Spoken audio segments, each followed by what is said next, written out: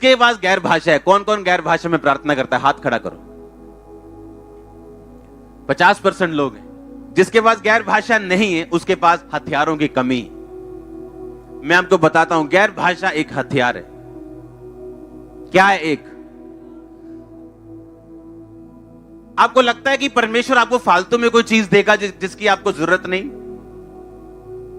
आपको लगता है कि जब परमेश्वर ने 120 लोगों को पवित्र आत्मा से भरा था और लिखा वो अन्य अन्य भाषाएं बोलने लगे, आपको क्या लगता है कि अन्य भाषाएं वो बोलने लगे, क्या ये सिर्फ एक मात्र सामर्थ का प्रभाव था या सचमुच किसी काम के लिए उनको गैर भाषा दी गई थी?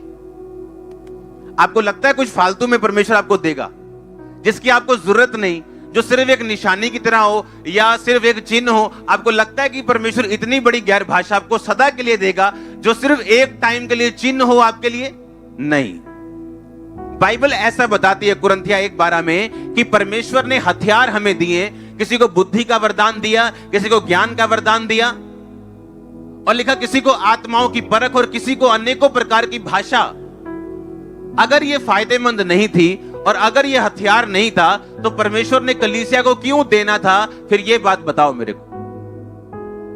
इसका मतलब गैर भाषा के पीछे एक बहुत बड़ा रहस्य, एक बहुत बड़ी खोज है, एक बहुत बड़ा काम है जो एक कलीसिया को समझ होनी चाहिए कि मुझे गैर भाषा परमेश्वर ने क्यों दी है और उसको देने का परमेश्वर का मकसद क्या है और मुझे एक हथियार के रूप में इसको किस तरह से इस्तेमाल करना है। हालेलुया। मैं आपको यह प्रूफ करूंगा, गैर भाषा पुराने नियम में भी थी, नए नियम में भी थी, भविष्यवाणी पुराने नियम में भी थी, नए नियम में भी थी, हीलिंग पुराने नियम में भी थी, नए नियम में भी थी। लेकिन पुराने नियम में सब बातें लिमिटेड थी, थोड़ी थी, किसी किसी के लिए थी। आज आप सबके लिए ये अवेलेबल है और इसे गुड न्यूज बोलते हैं। परमेश्वर ने लिखा पहले थोड़ा थोड़ा अपने आप को भविष्यद्वक्ताओं की तरह लोगों पे प्रकट किया, पर अंत के दिन में अपने पुत्र यीशु मसीह के द्वारा सब पर प्रकट किया। इसीलिए तो ये गुड न्यूज है कि पहले सिर्फ प्रोफेट्स के पास होती थी, लेकिन आज ये आपके पास हो सकती। पहले सिर्फ कुछ चंद भविष्यद्वक्ताओं के पास होती थी, लेकिन आज आप इसको लेके अपनी लाइफ को सक्सेस बना सकते हो। पुराने नियम में दानियेल की पुस्तक 5 उसका 1, बेलशस्सर नामक राजा ने अपने 1000 प्रधानों के लिए एक बड़ा भोज किया और उन 1000 लोगों के सामने दाख मधु पिया।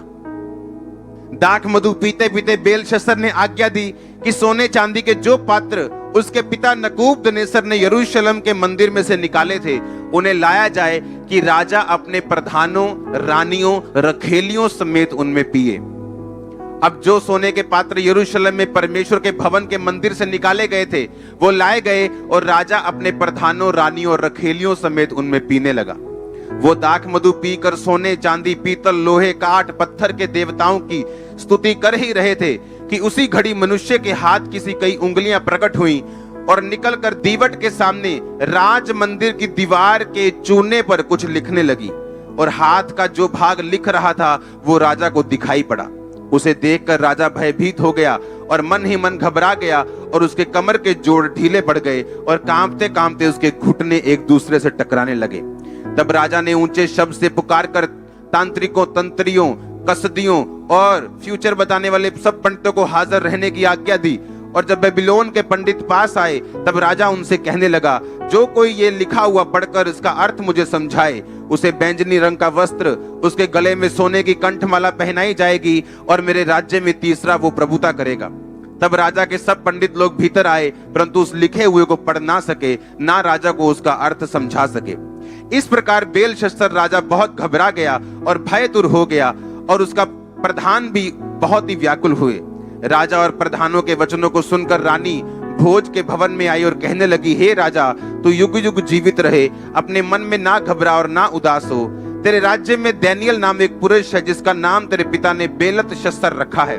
उसमें पवित्र ईश्वरों की आत्मा रहती है और उस राजा के दिनों में प्रकाश, प्रवीणता, ईश्वर के तुल्य उसमें बुद्धि पाई गई। अब हे राजा, तेरा पिता जो राजा था उसने उसको सब जोशियों, तांत्रिकों, तस्दियों और अन्य भावी बताने वालों का प्रधान ठहराया था, क्योंकि उसमें उत्तम आत्मा, ज्ञान और प्रवीणता, सपनों का फल बताने, पहेलियां खोलने और संदेह दूर करने की शक्ति पाई गई। इसलिए वो दानियेल बुलाया जाए और वो उसका अर्थ बताएगा। सब बोलो आमीन।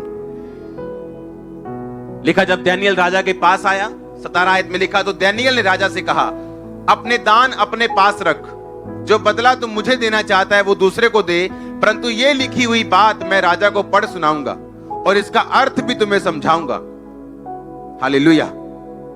उसमें लिखा, हे राजा परम प्रधान, परमेश्वर ने तेरे पिता नबूकदनेस्सर को राज्य, बड़ाई, प्रतिष्ठा और प्रताप दिया था। जिसे वो चाहता था गिराता था, जिसे चाहता था घात करता था। ऐसा अगली आयत में लिखा, 20 में लिखा, जब उसका मन फूल गया, उसकी आत्मा कठोर हो गई, वो अपमान करने लगा, तब वो अपने राज सिंहासन पर से उतारा गया और उसकी प्रतिष्ठा भंग की गई। अब ये उस लाइन को बता रहा है कि जब उसको पागल कर दिया गया था और वो घास खाने लगा था। 23 आयत में लिखा, परंतु वरन तूने स्वर्ग के प्रभु के विरुद्ध सिर उठाकर उसके भवन के पात्र मंगवाकर अपने सामने रख लिए।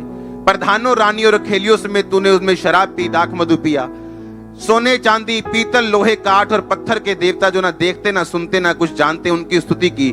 परंतु परमेश्वर जिसके हाथ में तेरा प्राण है, जिसके वश में तेरा सब चलना फिरना है, उसका सम्मान तूने नहीं किया। तब ही ये हाथ का ये भाग उसी की ओर से प्रकट किया गया और जो शब्द लिखे गए हैं वो ये हैं, मने मने तकेल उपरसीन। इस लेख का अर्थ है मने। मने का मतलब परमेश्वर ने तेरे राज्य के दिन गिनकर उसका अंत कर दिया है। तकेल का मतलब तू तराजू में तोला गया और हल्का पाया गया है। परेस का मतलब तेरा राज्य बांटकर मादियों और फरीसियों को दिया गया है। तब बेलशस्सर ने आज्ञा दी कि दानियल को बैंगनी रंग का वस्त्र पहनाया जाए, उसके गले में सोने की कंठमाला पहनाई जाए, और ढिंढोरिये ने उसके विषय में पुकारा कि राज्य में तीसरा दानियल ही प्रभुता करेगा। उसी रात कसदियों का राजा बेलशस्सर मार डाला गया और दारा मादी जो 62 वर्ष का था राजगद्दी पर विराजमान हुआ। तारीफ करो जोर से। अब ध्यान से सुनना। लिखा बेलशस्सर जो नबूकदनेस्सर का बेटा था। नबूकदनेस्सर बाइबल कहती जब अपने भवन के ऊपर खड़ा था और कहता, ये सारा कुछ जबरदस्त जो मैंने बनवाया है, क्या मैंने अपनी बल बुद्धि से नहीं बनवाया? तो लिखा परमेश्वर ने इस बात का गुस्सा किया और उसको बोला कि तूने मुझे महिमा नहीं दी, इसलिए अब तू बैल के समान, जानवरों के समान रहेगा। और लिखा 7 काल यानी 3.5 साल वो पागल रहा, उसने घास खाई, कोई उसकी जगह नहीं ले पाया। अंत में उसने जब स्वर्ग की ओर आंखें उठाई, परमेश्वर ने उसको हील किया और उसने बड़े मिरेकल देखे। शद्रक, मेशक, अबेदनगो का देखा जब आग में उनको जला नहीं पाया। बड़े बड़े मिरेकल उसने देखे और इसीलिए वो यहोवा की इज्जत करता था और परमेश्वर को मानता था। लेकिन लिखा उसका बेटा उसकी राहों पे नहीं चला और उसने परमेश्वर के भवन के पात्र सोने चांदी के मंगवा के अपने उन लकड़ी के मूर्तियों के आगे लिखा शराब पी और वो खेला, उठा, गलत काम किए। और इस बात को देखकर एक हाथ प्रकट हुआ जिसने लिखा मने तकेल उपरसीन। हाँ, अब मेरे को एक बात बतानी, वो राजा कोई अनपढ़ राजा नहीं था। सबसे अधिक राज्य उसके पास था उन दिनों में। लिखा उसका जो नबूकदनेस्सर उसका बाप था, उसका राज्य इतना फैला हुआ था और सब राजा उससे डरते थे। आज अगर इंडिया की बात करें, यहां स्पेनिश एम्बेसी होगी, इटालियन एम्बेसी होगी। हाँ, तो अगर कोई इटली में कुछ लिख जाए तो मैं इटली वाले से पढ़वा सकता हूं। कोई स्पेनिश में लिख जाए मैं उससे पढ़वा सकता हूं। वो राजा का उस समय भोज चल रहा था, इसका मतलब वहां देश, दुनिया के हर देश का बंदा वहां शामिल था। हर देश का इंसान वहां शामिल था, पर वो भाषा पढ़ नहीं पाए क्योंकि ना तो इटली में लिखा था, ना वो इंग्लिश में था, ना हिंदी में था, ना पंजाबी में था, ना हिब्रू में था, ना ग्रीक में था। वो गैर भाषा लिखी हुई थी। इसका मतलब क्या? जब उसने परमेश्वर के भवन के पात्र मंगवा के उन काठ के, उन लकड़ी की मूर्तियों के आगे जब उसने पाप किया, तो परमेश्वर ने जब एक व्यक्ति को दंड देने की सोची तो उसने गैर भाषा का इस्तेमाल किया। सुनो, वो पात्र किसके थे? परमेश्वर के थे। किसके पास? एक अन्य जाति राजा के पास। है किसके थे? शैतान का ये काम है, जो परमेश्वर ने आपको दिया उसको लेना, जो आपसे बिलोंग करता है उसको वापस लेना, जो आपका है उस पर कब्जा करना। वो हस्बैंड हो, वो फाइनेंस हो, वो भाई हो, वो बहन हो, जो आपका है उस पर कब्जा करना, ये शैतान की फितरत है। और तब तक कुछ नहीं हुआ जब तक गैर भाषा प्रकट नहीं हुई। तब तक वो खा पी रहे थे, एंजॉय कर रहे थे। और जैसे ही गैर भाषा प्रकट हुई, सब कुछ बदल गया। घुटने कांपने लगे, हां, जोड़ ढीले हो गए, दुखी हो गए सारे। इटालियन भी पढ़ नहीं पा रहा, स्पेनिश भी पढ़ नहीं पा रहा, इंग्लिश वाला भी पढ़ नहीं पा रहा, उसके सब पंडित, सब तांत्रिक भी पढ़ नहीं पा रहे। कहते क्या है ये, कौन सी भाषा में? सब तो यहां मौजूद है, दुनिया का हर बंदा तो इस भोज में मौजूद है, लेकिन कोई पढ़ क्यों नहीं पा रहा है इसको? कौन सी भाषा है ये? वो गैर भाषा थी। शैतान उसे पढ़ नहीं सकता, ना उसके लोग पढ़ सकते हैं। और लिखा, जब गैर भाषा प्रकट हुई, जब वो गैर भाषा प्रकट हुई तो न्याय प्रकट हुआ। तो न्याय प्रकट हुआ, तो परमेश्वर ने न्याय किया गैर भाषा को प्रकट करके। परमेश्वर ने कहा, तेरे दिन मैंने तुम्हें तोला और हल्का पाया, तेरे दिन मैंने गिन लिए और खत्म कर दिया। ऊपर सीन मतलब तेरा राज्य दारा, मादी, फारसियों और मादियों को दे दिया जाएगा। और लिखा, उसी रात में मर गया। और मादी, दारा, मादी एक जगह का नाम है, एक जाति का नाम है। वो 62 वर्ष का उस रात राजा बना। इसका मतलब क्या? गैर भाषा जब प्रकट हुई तो न्याय प्रकट हुआ। जब गैर भाषा प्रकट हुई तो एक न्याय किया गया कि उस राजे को जमीन तक उतार दिया गया जो आसमान के उस कुर्सी में बैठा था। शैतान गिरा दिया जाएगा जिस दिन आप गैर भाषा में बातें करोगे। जो फाइनेंस आपका सालों से गिरा हुआ, आपके दादा, आपके बाप दादा सब कुछ हार चुके हैं, वो गिरा दिया जाएगा। वो अल्टर, वो वेदी जो शैतानी है, जब गैर भाषा शुरू होगी वो गिरा दी जाएगी। वो बीमारी जो 20 सालों से आपके पीछे, जिस दिन आपने गैर भाषा में प्रार्थना की, मैंने कहा उसका वेदी गिरा दी जाएगी, उसका अल्टर गिरा दिया जाएगा। जो पागलपन आपको छोड़ के नहीं जा रहा, जिस दिन ये गैर भाषा शुरू होगी, मैंने कहा वो छोड़ के भी जाएगा। ओह, आपका आमीन जितना ऊंचा। आप समझ रहे मेरी बात को कि नहीं? आप समझ रहे कि नहीं? गैर भाषा प्रकट हुई, सब कुछ चेंज हो गया। मेरी बाइबल के पीछे 87-88 प्रेयर पॉइंट लिखे हैं मेरे पर्सनल, और हर 15-20 पॉइंट्स के बाद गैर भाषा में प्रार्थना करता हूं। जब गैर भाषा प्रकट हुई तो न्याय प्रकट हुआ। आप जब गैर भाषा में प्रार्थना करेंगे, और गैर भाषा के लिए आपको बैठने की जरूरत नहीं है कि प्रार्थना में बैठेंगे तो बोलेंगे। आप गाड़ी चलाते थे गैर भाषा बोल सकते हो। आप ऊंचा नहीं बोल सकते, लेकिन जीप में बोल सकते हो। बस में बैठे हो गैर भाषा बोल सकते हो। हां, आप कहीं भी बैठे हो गैर भाषा बोल सकते हो। गैर भाषा आपके स्पिरिचुअल इंजन को स्टार्ट कर देगी। गैर भाषा बोलने के द्वारा कुछ ऐसी अगुवाई आपकी होगी जो आप मांग रहे हो प्रभु से कि प्रभु मैं क्या करूं, मैं क्या करूं, मैं क्या करूं। हालेलुया। मुझे एक गीत सुनाया गया था गैर भाषा में, और मुझे क्वेश्चन किया गया ये गैर भाषा में क्या बोल रहे हैं, और मेरे को मालूम नहीं था वो गीत क्या है, किसने गाया है, क्या है। जब मैंने वो गीत सुना गैर भाषा में, मैंने कहा ये आदमी हमें स्वर्ग जाने के लिए कह रहा है और हमें तैयारी करने के लिए कह रहा है कि हम अंत के दिनों में तैयार रहे। सुनो ध्यान से। जब उस गीत को मुझे दिखाया गया, उसका शीर्षक था song of the end time. और गैर भाषा ऐसा नहीं है कि ये कोई शब्द बोलेगा कि जारा वरा जिला, जारा का मतलब ये, नो नो नो, ऐसा, ये गैर भाषा ऐसी नहीं। आपकी स्पिरिट बताती है कि उस टाइम होली स्पिरिट इन शब्दों को क्यों बोल रहे हैं। ये कोई शब्द नहीं है, ये स्पिरिचुअल चीज है। आमीन। और मैंने बताया ये जो सिंगर है, ये हमें एंड टाइम स्वर्ग जाने के लिए हमें कह रहे हैं कि हम तैयार रहें। और मैं खुद हैरान था। इसे बोलते गैर भाषा का अर्थ बताना। आमीन।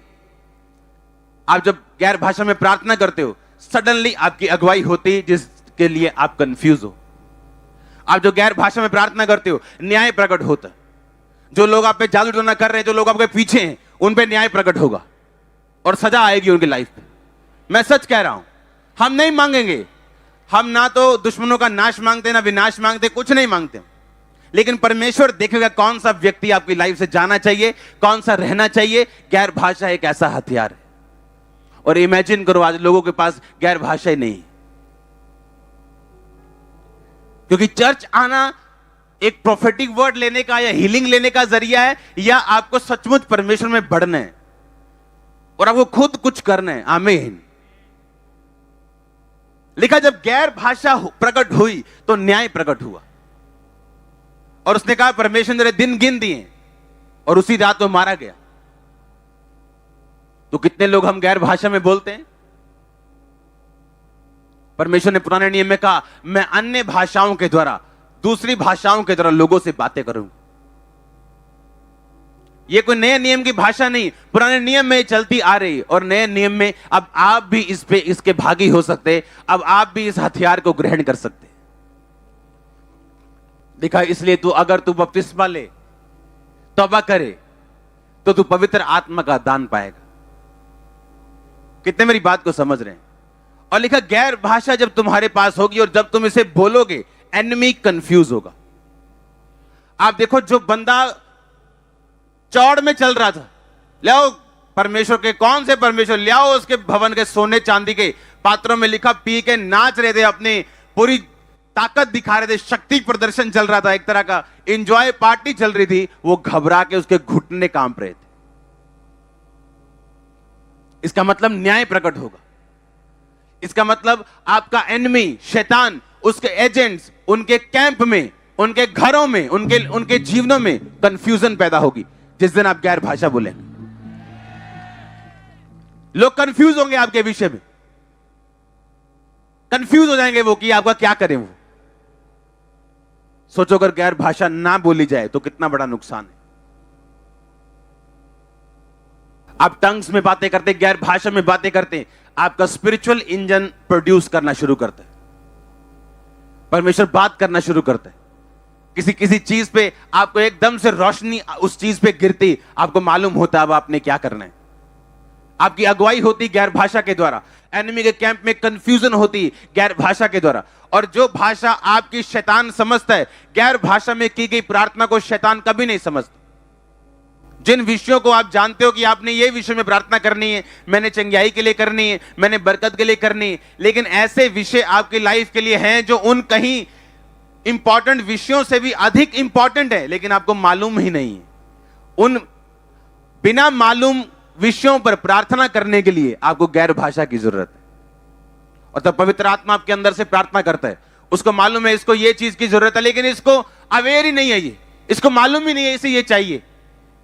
जो आपको मालूम है आप वो प्रार्थना करोगे, वो मिलेगा परमेश्वर से, लेकिन जिसका बारे में पता ही नहीं, तो परमेश्वर कहता वो पवित्र आत्मा तुम्हारे बीच से आहें भरेगा और अपने शब्दों में भी और गैर भाषा में भी वो प्रार्थना करवाएगा।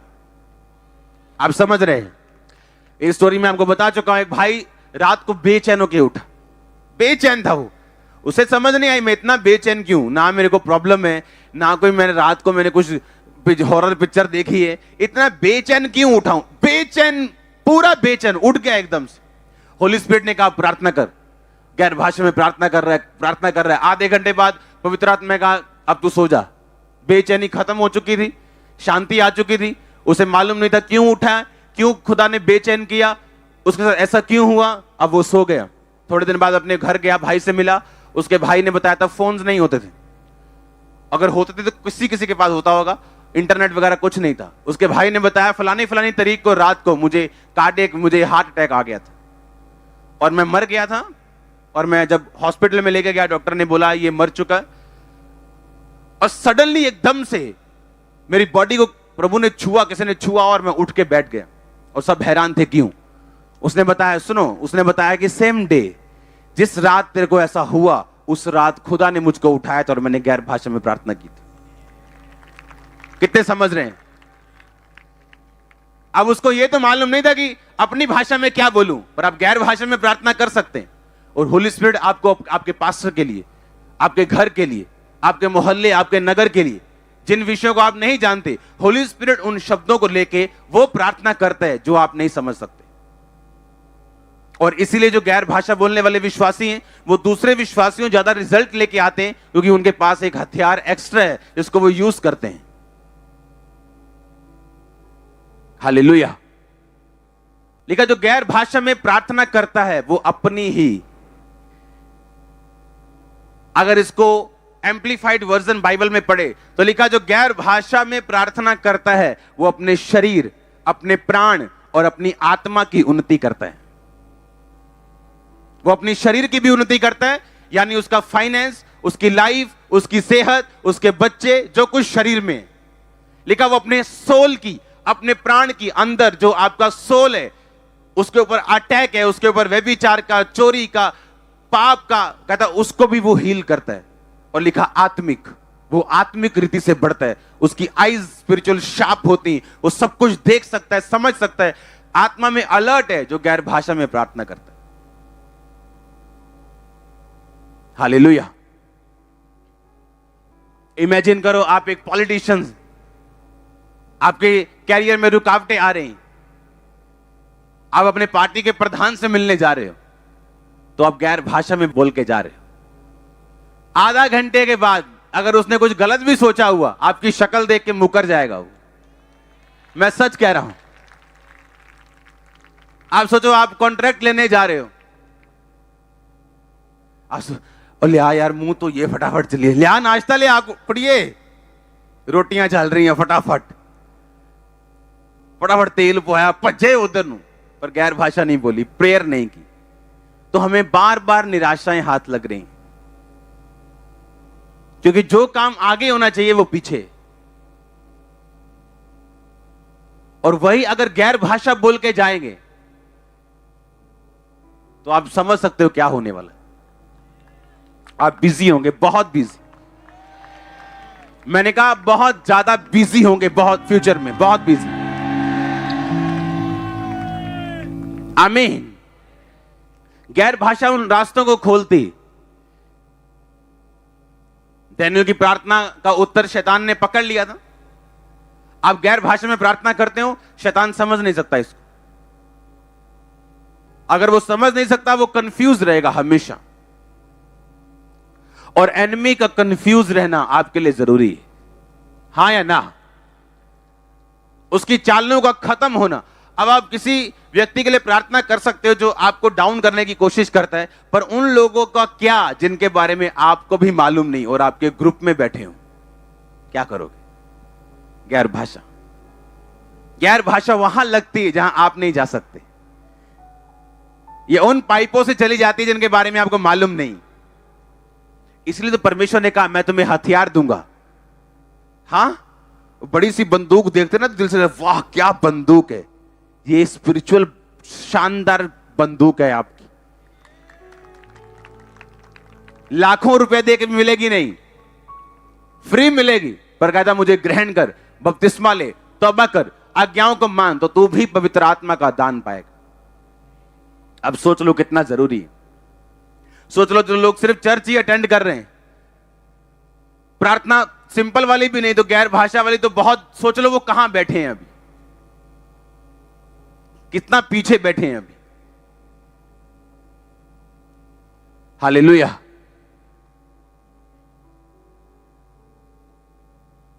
अब आप महत्व समझेंगे गैर भाषा का, और ये लगातार मैं इसको बताऊंगा गैर भाषा को, ताकि आपको समझ आ सके कंटिन्यू कि मुझे क्यों बोलनी है। और गैर भाषा जब बोली जाती है, जब आपकी लाइफ पे उतरती है और ये बढ़ती है और बढ़ के अगले लेवल पे जाती है और अगले लेवल पे जाती, कैसे आप गैर भाषा से अपनी लाइफ को चेंज कर सकते हो, मसे में बढ़ सकते हो, अपने दानों वरदानों को उज्जवल कर सकते हो, परमेश्वर से गाइडेंस ले सकते हो, उसकी अगुवाई ले सकते हो, कंफ्यूजन से बाहर आ सकते हो, बीमारी से बाहर आ सकते हो, अपने घर में साल्वेशन लेके आ सकते हो गैर भाषा बोलने के द्वारा। आप जानते पौलुस ने क्या कहा? उसने कहा मैं आत्मा से प्रार्थना करूंगा और बुद्धि से प्रार्थना करूंगा। अगर वो ऐसा कहता मैं बुद्धि से प्रार्थना करूंगा और आत्मा से भी करूंगा, इसका मतलब बुद्धि से यानी अपने शब्दों से प्रार्थना करना पहले स्थान पे होता और उसके बाद गैर भाषा। पर उसने कहा मैं आत्मा से प्रार्थना करूंगा, यानी जब मैं प्रार्थना की शुरुआत करूंगा तो मैं गैर भाषा से करूंगा, और मैं बुद्धि से भी प्रार्थना करूंगा। क्योंकि अगर मैं यहां पे मास प्रेयर सारी गैर भाषा में कर दूं तो आप आमीन कैसे बोलोगे, फेथ कैसे करोगे, क्या कैसे मालूम होगा कौन बंदा हील हो रहा है? तो उसने कहा लेकिन मैं प्रार्थना करूंगा आत्मा से, लेकिन बुद्धि से भी करूंगा ताकि दूसरे लोग इसे आमीन बोल सके। आमीन। इसका मतलब आत्मा में प्रार्थना करने का महत्व जो पौलुस ने कहा वो पहले नंबर पे था। हम पढ़ेंगे बाइबल के इस वचन को ताकि आपको यह समझ आए कि मुझे आज गैर भाषा मांगनी और तब तक मांगनी है, हर रोज मांगनी जब तक मुझे मिल ना जाए। और आपको प्रभु देगा। मत समझो कुछ पता नहीं क्या होगा एक दिन मेरी जिंदगी में, मैं पता नहीं कितना रो रो के मांगूंगी तब मिल जाएगा। नो, बस अलर्ट रहना। जब मुझे पवित्र आत्मा की गैर भाषा मिली थी तो मैं कुर्सी पे बैठा हुआ था, सिंपल प्रार्थना कर रहा था, और मुझे बपतिस्मा से पहले मिली थी। बपतिस्मे के बाद नहीं, पहले, और उसके बाद मैंने बपतिस्मा लिया। ये नहीं चलो मिलता गई है, छड्डो होन कोई नहीं। हालेलुया। पहला कुरिन्थियों उसका 14 उसकी 15 आयत। अतः क्या करना चाहिए? मैं आत्मा से भी प्रार्थना करूंगा और बुद्धि से भी प्रार्थना करूंगा। मैं आत्मा से गाऊंगा और बुद्धि से भी गाऊंगा। नहीं तो यदि तू आत्मा से ही धन्यवाद करेगा तो अज्ञानी तेरे धन्यवाद पर आमीन कैसे कहेगा, क्योंकि वह तो नहीं जानता कि तू क्या कहता है। सब बोलो आमीन। दूसरा 14 की 2 आयत में लिखा, क्योंकि जो अन्य भाषा में प्रार्थना करता है, बातें करता है, वो मनुष्यों से नहीं परंतु परमेश्वर से बातें करता है, इसलिए उसकी बातें कोई नहीं समझता, क्योंकि वो भेद की बातें आत्मा में होकर बोलता है। 4 आयत में लिखा, जो अन्य भाषा में बातें करता है वो अपनी ही उन्नति करता है, परंतु जो भविष्यवाणी करता है वो कलीसिया की उन्नति करता है। अगर मैं भविष्यवाणी करूं, आपने देखा मेरे लिए बोला था, मेरा ये नाम कोई नहीं जानता, मेरा ये नाम सिर्फ मेरे उन्होंने रखा था, यहां मेरा नाम ये कोई नहीं जानता। आपने जब नाम लिया, ये काम, इससे किसकी उन्नति हुई? चर्च की। लोगों का फेथ बढ़ा कि परमेश्वर जीवित है, हाँ या ना? लेकिन जब तुम गैर भाषा में बातें करते हो तो किसी की उन्नति नहीं होती, तुम्हारी उन्नति होती, तुम्हारी आत्मा की, शरीर की, प्राण की। जब तुम गैर भाषा में बातें करोगे तो तुम्हारी उन्नति होगी। इसका मतलब मैं जी प्रभु च ग्रो करना चाहना जी, गैर भाषा में बातें करो। मैं प्रभु च बदना चाहना जी, गैर भाषा में बातें करो। मैं अपनी उन्नति करना चाहता हूं जी, गैर भाषा में बातें करो। बाइबल बोलती है अगर तुम अपनी उन्नति चाहते हो, तरक्की चाहते हो, तो गैर भाषा में बातें करो।